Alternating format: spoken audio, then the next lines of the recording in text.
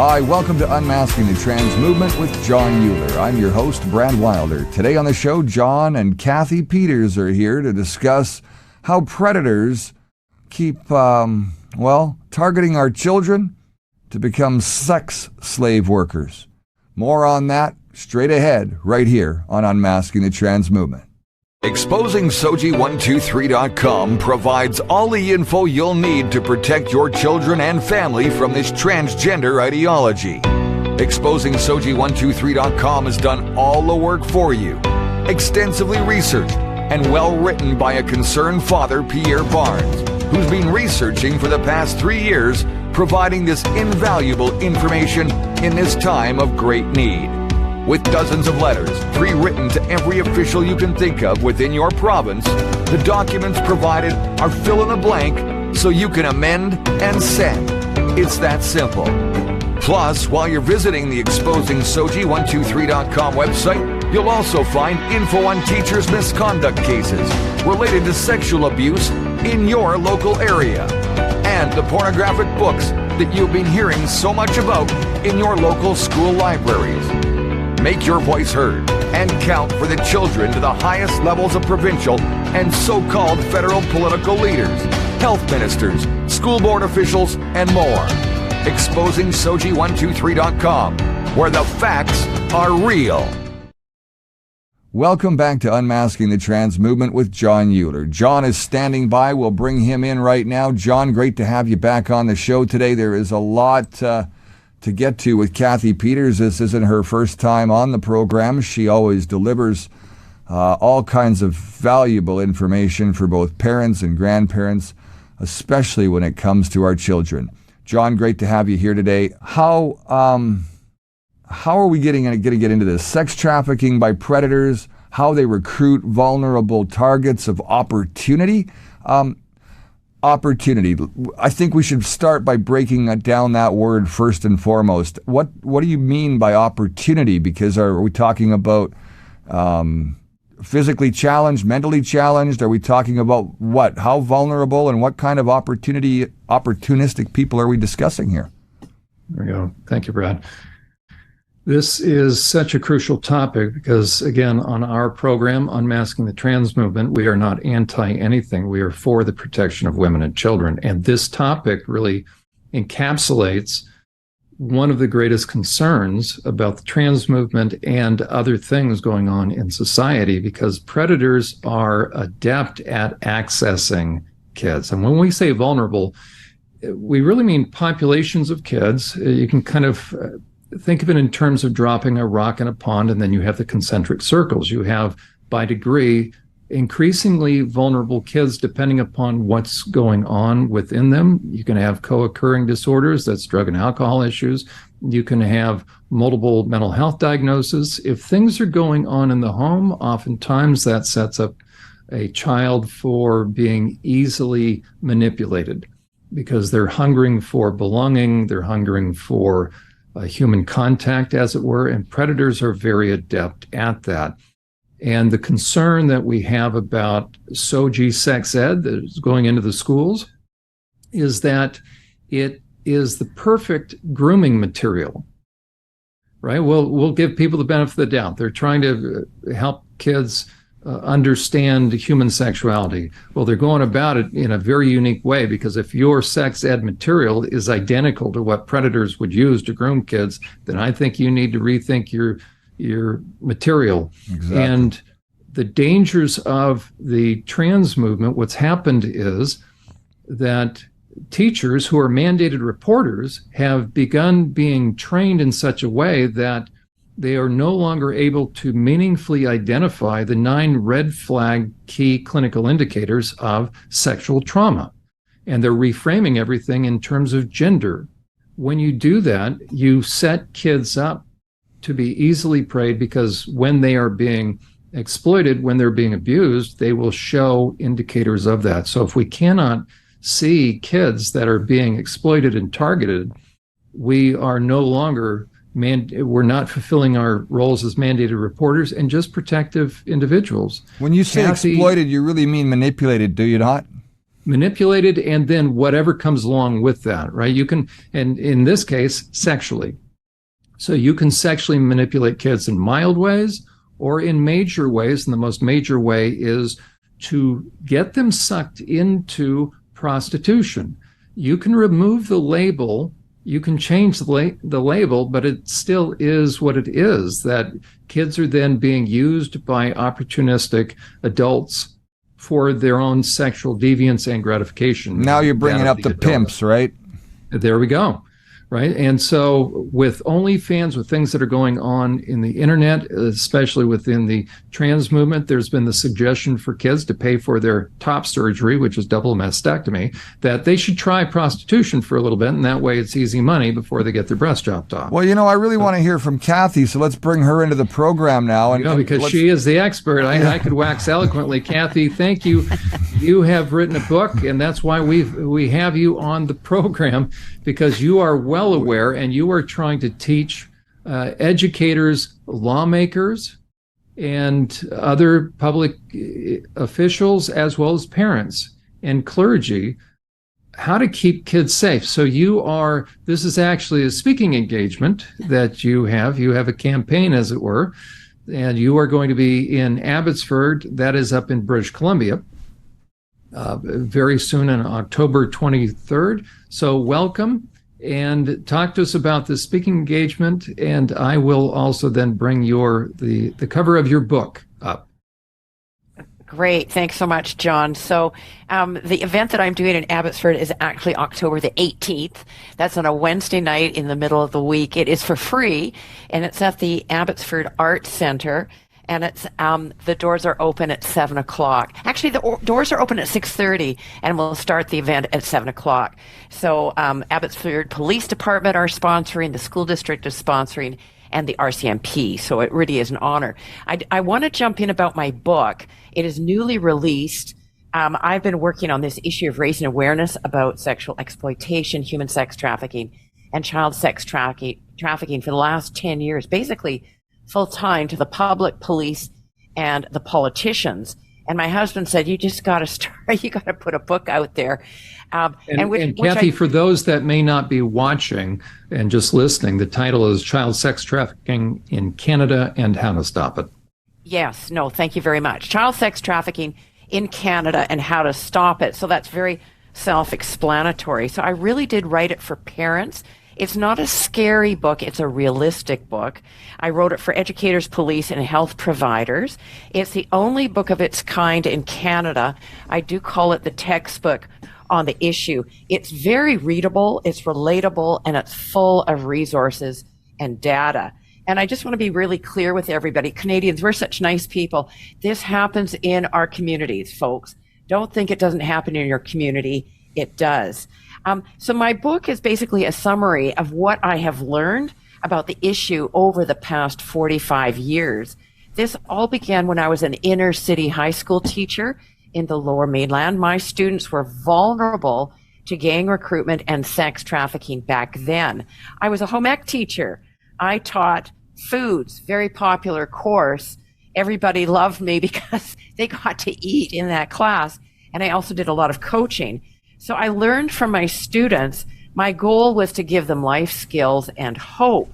So my book is about my learning and listening over the past 45 years. So please get a copy for your family, and then get a copy for your local library, school, church, or hospital, and leave a review, please. We have to simply get the information out there. My focus, of course, is on Canada. All this book, it describes principles that apply anywhere globally. I do describe BC is the worst for this issue in Canada, unfortunately. So there is a chapter on British Columbia. I have chapters on, well, who's the most vulnerable in Canada? It really is our Indigenous women and girls. I have a chapter on what parents can do, because I want you to be empowered and I want to be positive. What you can do, there's a chapter there. There's a chapter on technology and how to address our unregulated technology. And then I talk quite a bit about pornography, because it needs to become culturally inappropriate, because it is the fuel for sex trafficking. Every chapter has sourced footnotes, and the back of the book has all of my research. In North Vancouver, where I live, I have given copies of my book to my MP, my MLA, my mayor and city council, the school board. All 3 libraries accepted it, churches, and the local hospital. You can do the same thing. That's how we get the information out there. It's very simple, and it has impact. Cathy, to really help the viewer or listener understand what we're talking about as far as, is it really an issue? I want to play a clip from this. This comes from a 2-part series that I've done. I'm not promoting myself. It is simply a resource called The Push to Legalize Prostitution. It was eye-opening for me. There's a big, it's all throughout Europe. Of course, prostitution is everywhere, but the push to legalize it. So it's really a 2-pronged approach and a concern that we have. One is what's going on the legislative level, and then how pimps actually recruit. So I want to play this for the viewers so that they can see the scope of what we're talking about. But that wasn't the case nationwide. Across the country, the FBI says 167 child victims were recovered during Operation Cross Country. The week-long surge toward recovering child prostitutes ended yesterday. 281 alleged pimps were arrested. The FBI tells News Channel 15 this year brought the highest number of pimps arrested and children recovered in the operation's history. Child prostitution is a problem nationwide. It's a problem here in northeastern Indiana as well. We are doing everything we can to mitigate the threat of child prostitution. This is the 8th time the FBI has launched the major sting. It says on average, child prostitutes are girls between 13 and 16 and many times reported missing or runaways, which is why the FBI says it can be difficult to get the girls to help their investigations, but why authorities take it so seriously. It's not so much about punishment as it is trying to recover them and then get them back out of this lifestyle, break the cycle, and get back with their families. And if these legal pimps, we'll go into later on, we start to address the mindset of those that are using these kids and how the pimps really cozy up to politicians. So, Cathy, you no doubt have run into that challenge as far as there's a degree of receptivity on the part of the public as you educate them, but then the challenge is to try to get meaningful teeth into legislation. Well, I mean, the really good news up in Canada here, we have a very, very good law. It's called the Protection of Communities and Exploited Persons Act. It's a law I don't want to lose. And so we have the law in place. We just need to have it enforced consistently across the country. And we need a public awareness rollout campaign that goes along with that. I want to be clear. My concern with the federal government right now in Canada is I'm just not sure which way they're going to go. Therefore, I'm very vigilant. I'm really paying attention, and I'm working continually on raising awareness with as many politicians. And I work with all 3 levels of government. The good news is, there is good news here. I have had 3 major venues to present at this year alone. So I presented at the Canadian Sexual Exploitation Summit. That was sponsored by Defend Dignity. That's where all the top Canadian global academics presented. I presented at the Federal Status of Women Committee in person. I was flown to Ottawa to all 4 parties, and I was able to give each party my book. And then most recently, I was at the UBCM convention for all BC civic and provincial politicians. I had a booth there, and I sold my book. I handed out my materials, and I discussed the issue with literally hundreds of politicians. So I am getting very important opportunities to speak to the issue, reaching hundreds of politicians, leaders, and academics.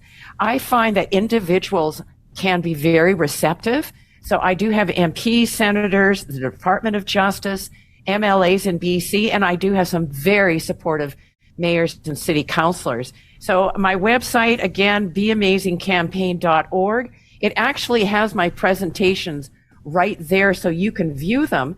And it's really useful for training purposes. I call my website kind of a one-stop shop. The other good news is there are leaders... Cathy, I'm sorry, let me, just for purposes of clarification, when you say that you're not sure which direction the government is going to go, what are you speaking to? Okay, What are I'm you not. looking- Okay, I'm not sure which way the federal government is going to go because they're getting a lot of pressure right now from the sex industry to fully decriminalize or legalize prostitution for all of Canada, which of course would be an absolute disaster. We're known for our human rights and gender equality in this country. We have the longest border in the world with the state, so we would become right off America's brothel. Our first casualties would be Indigenous women and girls. So nobody's thinking through the ramifications of that. I would say the federal government in Canada is listening to the sex industry. It just so happens the sex industry here in BC is the most powerful voice in the country. So it's Vancouver and Victoria specifically. These are port cities, very vulnerable to the sex industry, and they have a very loud voice. They've won over the media. But that's why I've sort of chipped away at this for all of these years. And again, I just want to be very positive. I am reaching individuals. I find that I don't tackle this problem looking at the 40 million that are involved in the sex trade or, the millions that are pimping out. I focus on one person at a time. And if I get in front of one politician, one leader, and really have their ear and give the information, I find it makes a huge difference. So again, good news. There are leaders in the corporate world now who are seeing human sex trafficking as a problem and are actually stepping up to stop it. Bankers are realizing that money laundering is a big problem, and they are getting training on human trafficking. One man who's particularly impactful in Canada is a very famous country music singer. His name is Paul Brandt from Alberta. He has an organization called Not in My City, and his team is now training all the airports in Canada and the travel industry about what to look for and how to stop human sex trafficking. So his work is just absolutely remarkable.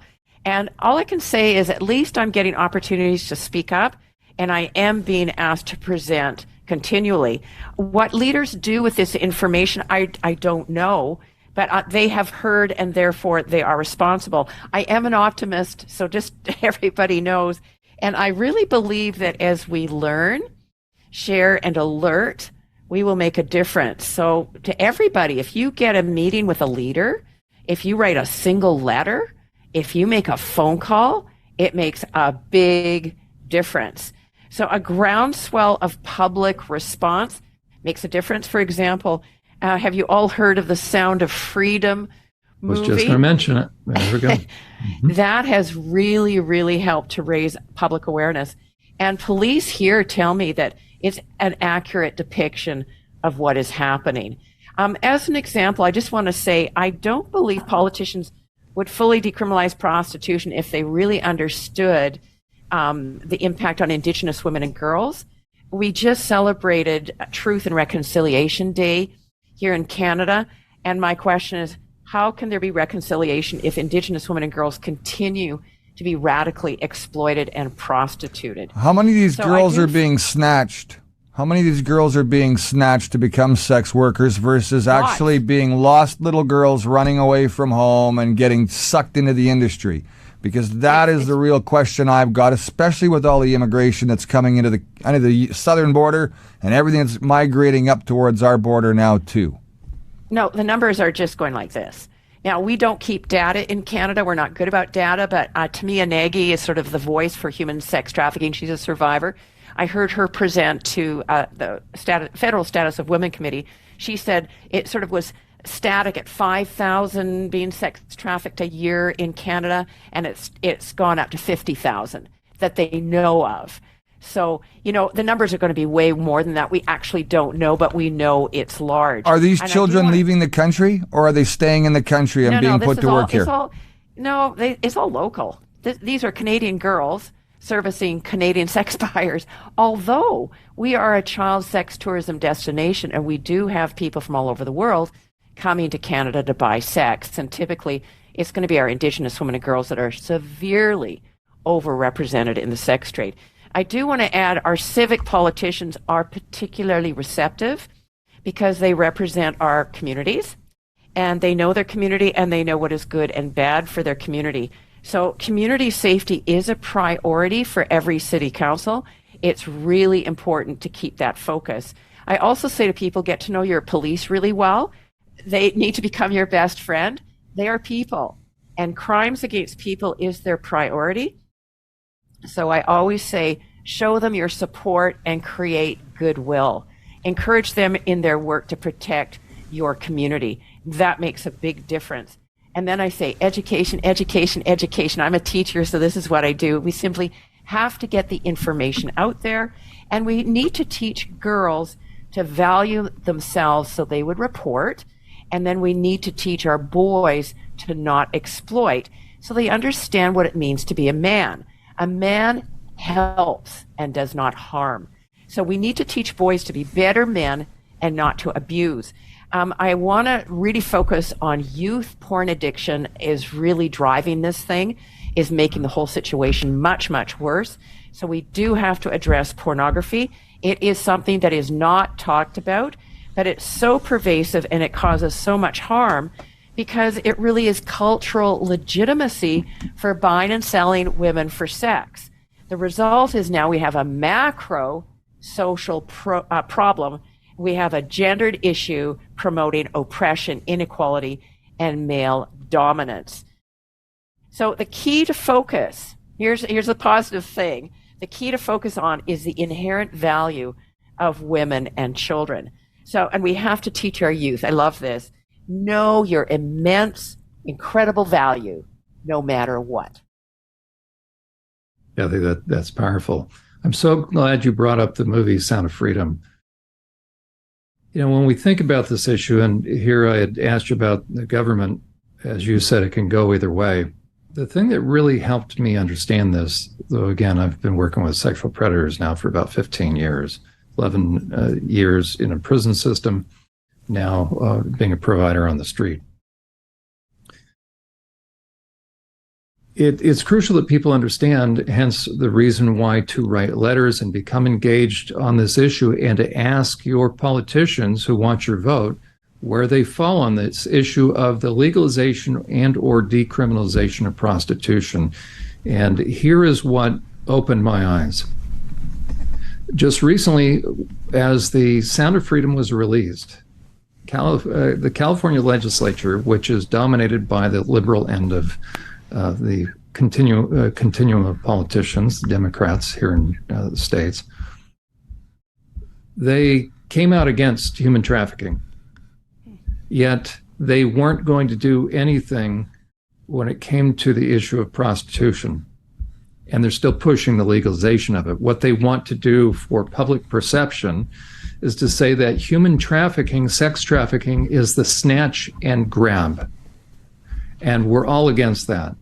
But prostitution, in their minds, as they're selling it, is separate. And unless people see that those are one and those are just two different ends of the same continuum, then people won't get engaged, in my estimation. So we're here to help people understand that if you have a politician that goes soft on the issue of prostitution, and how do they do that? They will push legislation or sign on to legislation for either the decriminalization or legalization. It's minutia, but what it simply means is this: if you decriminalize, then anybody can do anything. If you legalize it, then a pimp can become a legal small business owner and push everybody else out. He can protect his territory. Dennis Hoff, who passed away, who was a legal brothel owner, he had a monopoly in Nevada, and he was running for state senate, I believe. And he dropped dead just shortly before the vote. People still voted for him. So people need to understand that if you have a politician that tells you, oh, I'm against sex trafficking, but they're for prostitution, they're lying to you, they're lying through their teeth. So I want people to understand that they'll make the case. Those that are pushing prostitution, they'll make the case, well, you know, it's if you allow this, then you'll actually decrease the demand because there won't be, it won't have to go underground. And what people don't understand is this is not like a typical commodity, hence buyer beware. This is dealing with human lives and sexual deviance.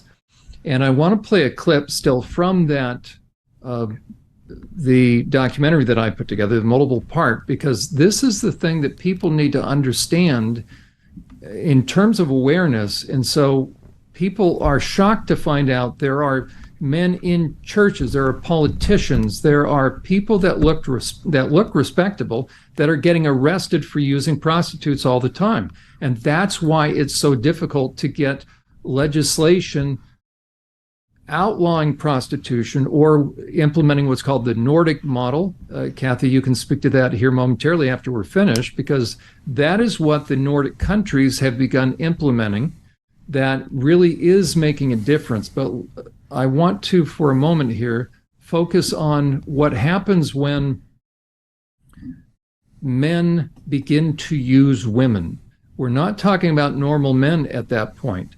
And unless we understand the severity of the sex buyer, then the politicians can continue to win this argument, because it sounds like, well, listen, this is all between consenting adults. And the question is it? Ever do get busted for trafficking minors, they'll inevitably be able to rely upon the strategic relationships they've developed over the years with certain powerful and well-placed politicians or judges who they've helped support, who also may have even secretly used such underage minors themselves to help ensure the issue is dealt with either a slap on the wrist or that the issue simply goes away altogether.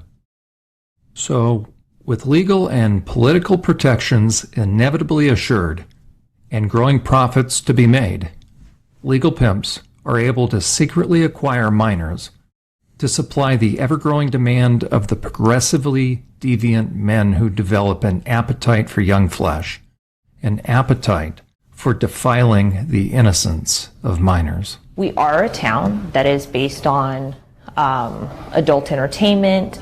It does tend to encourage some of the juvenile sex trafficking because there is a demand for it.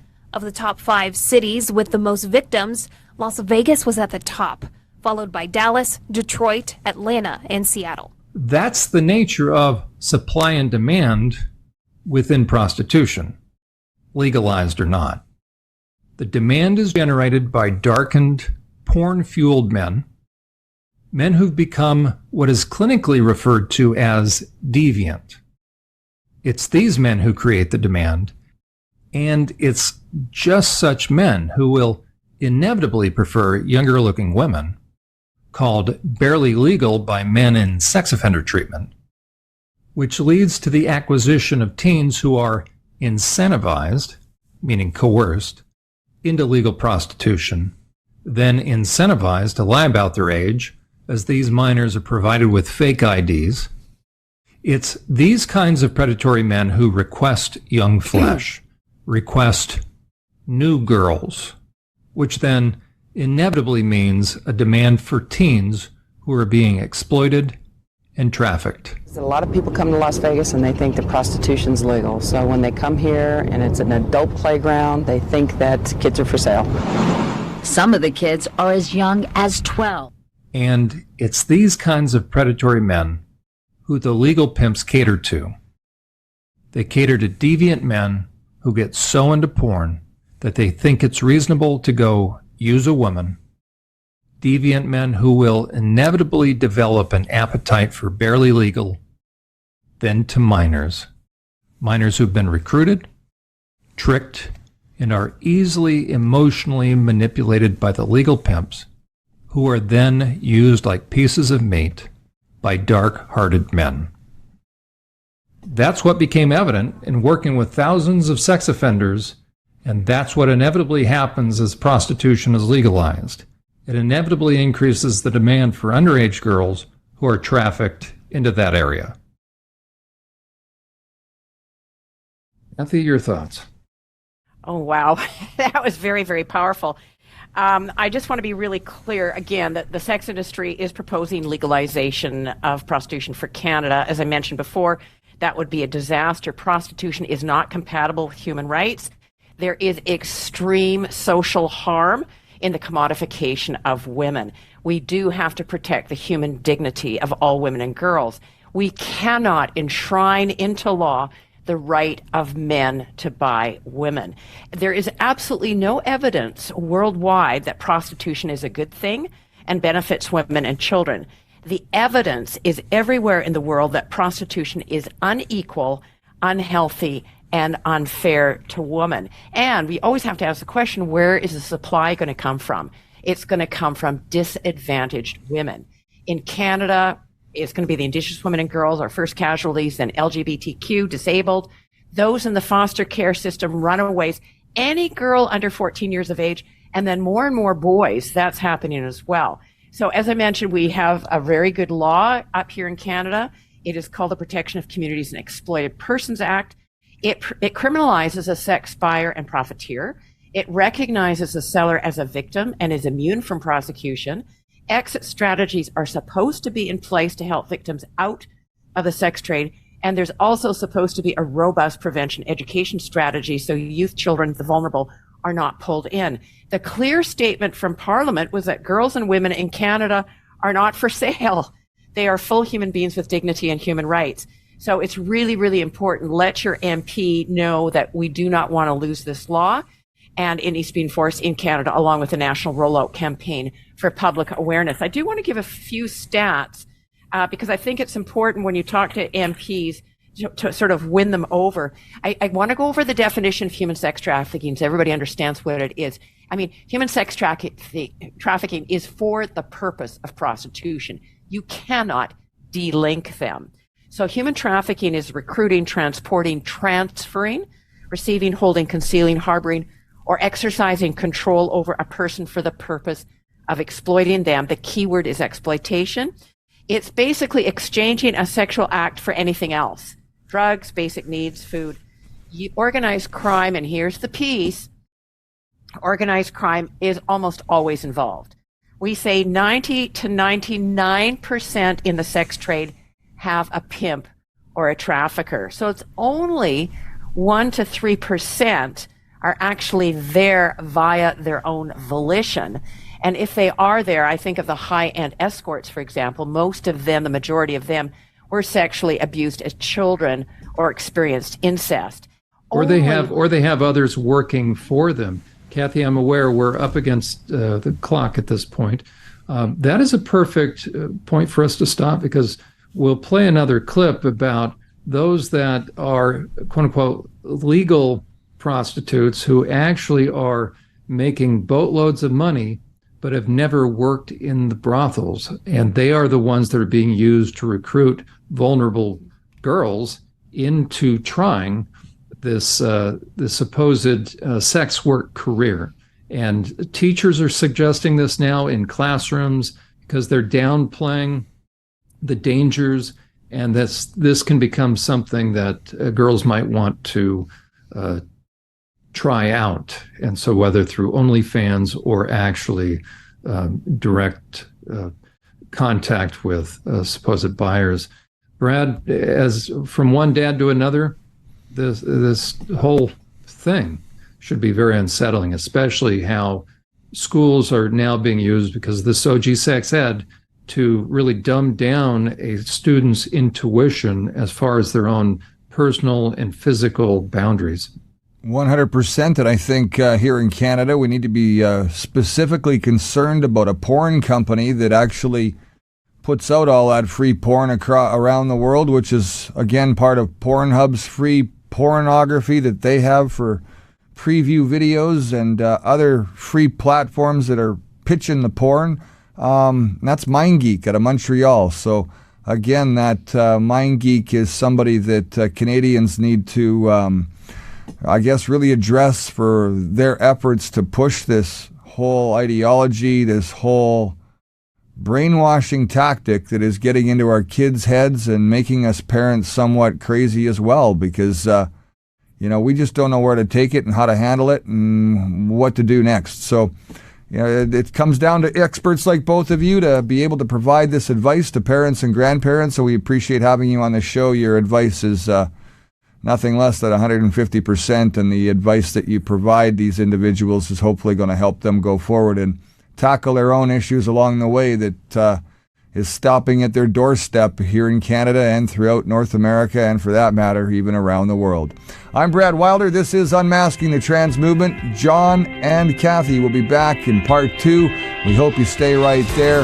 Remember, you can find us on BitChute under Unmasking the Trans Movement. We're on Rumble and as well on YouTube too. We'll see you next time.